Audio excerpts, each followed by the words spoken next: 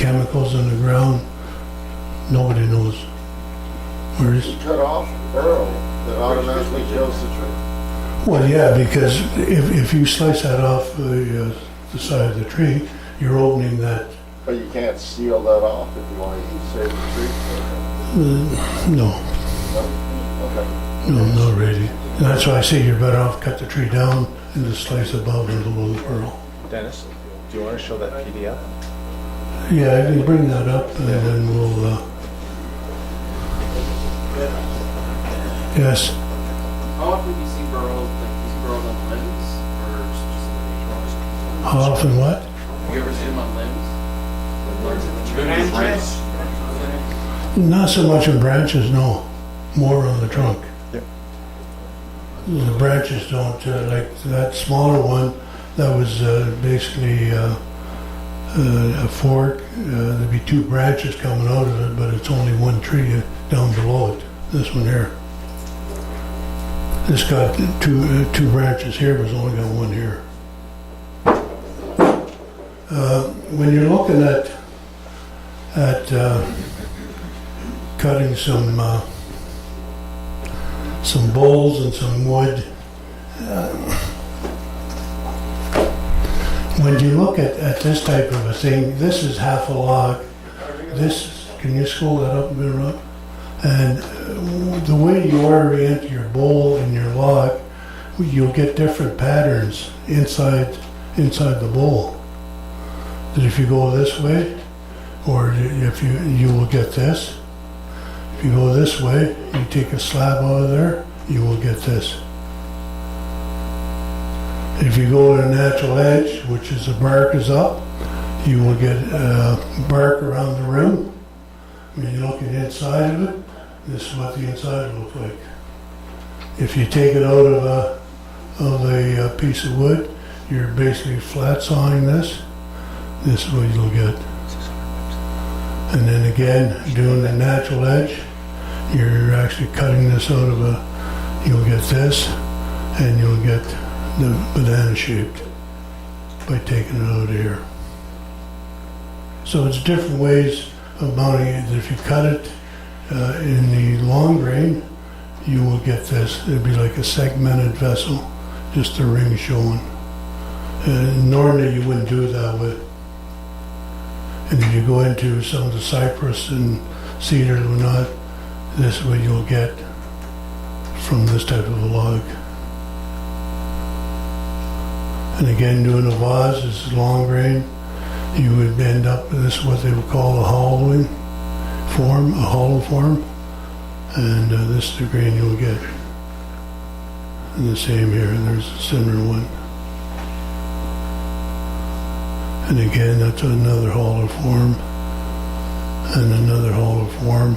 This one here has, because there's openings on here, you'll see the openings right here. Good way to turn this, because then your shaves will fly out that hole. Like Chris had one like that here a while back.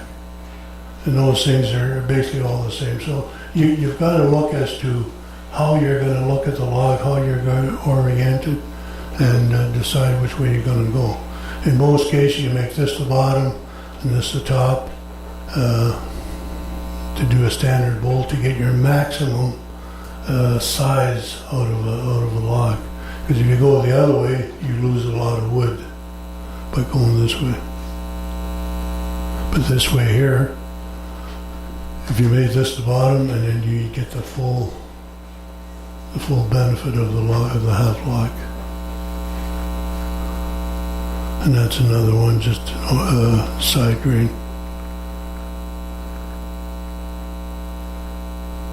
And that should be it. No, this here is you're using rotten wood, so there's no center end. You can go this way, or you can go this way, and incorporate that into your design. But these are ones that are much easier to figure out than when you're working with a burl. Working with a burl is looking at it and trying to decide, what am I going to do with it? You know?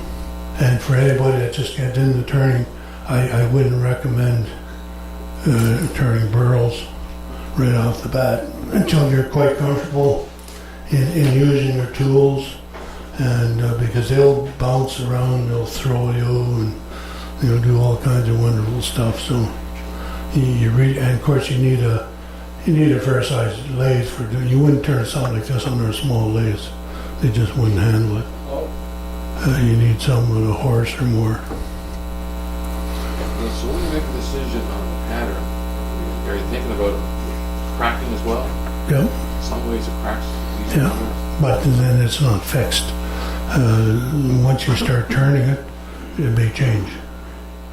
So you're always looking at it to see what's going to happen next. If all of a sudden I find a big hole in here someplace, oh, I didn't see that before. Now it changes your whole design.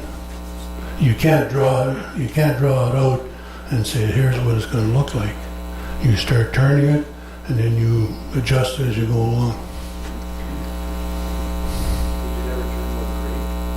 Pardon? You're saying to look at it for a long time, then Yeah. burl is green or not? Well, you look at it because it's not something that's high on the agenda.